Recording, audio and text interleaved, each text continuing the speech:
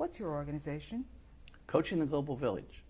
It's a nonprofit organization I started when I shared an idea with a few people who said, that's a great idea, you should go with that. So it's one of those passionate moments where I said, what if the power of coaching that I've grown to love from my profession of being a coach for many years and from my training school where I train coaches to get into the field, what if that same power, that same communication that people learn could be brought to the underserved, the undervalued, the undercared for of the world? So Coaching the Global Village is meant to take coaching to leaders and nonprofits and non-governmental organizations all over the world, but mostly it's to help the local citizens learn the power of coaching so that they can create sustainable change right there where they live.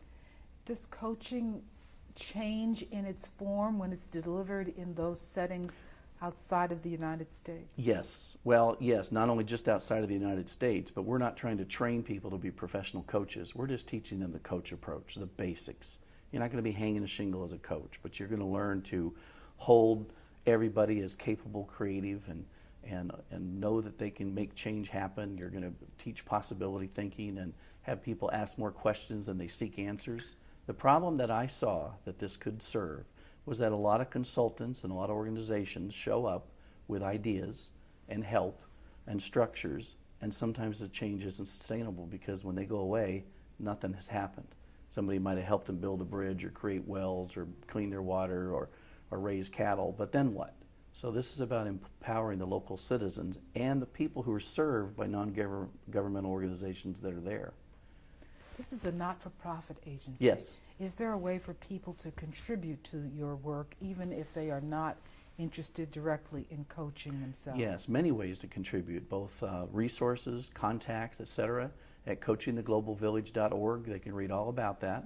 And I think the exciting thing is whether you want to make donations, whether you know an organization that could use our training, or whether you know somebody that might be good for our board of directors. What I'm really looking for is collaborative partnerships with non-governmental organizations or nonprofits. And originally I said developing countries, but we've since found out that we did some early work here. So Coaching the Global Village is not just, quote, over there, it's also right here. We're all part of the Global Village. So we're to serve anywhere where there's an opportunity for coaching to create sustainable change in an organization that wouldn't otherwise be able to afford or receive coaching. What a great opportunity to learn about the world also by Yes. serving your organization. Oh, that's true too. The exciting thing, we've done 3 pilots in the United States that we did research on. So we've done some of this training and we researched how did people change with what we taught them. And now we're doing at least three this next year outside the United States. I did a trip to Tanzania a couple of years ago, and it was for another reason, but my ulterior motive was to also look at non-governmental organizations that were there. And the group that I was working with, he said, oh yeah, there's 50 NGOs here in just Arusha, in the capital of Tanzania, but he said they don't talk to each other.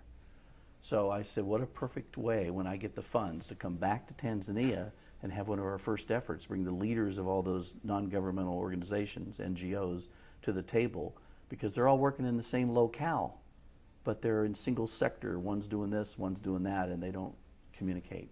So that's one piece that could be huge. The ultimate goal is to have the local citizens learn to be coach-like in their everyday communication. When there's a problem to be solved, to call a coaching council, to everybody becomes the leader at that point. They say, what can we do? What are the possibilities? What do we need?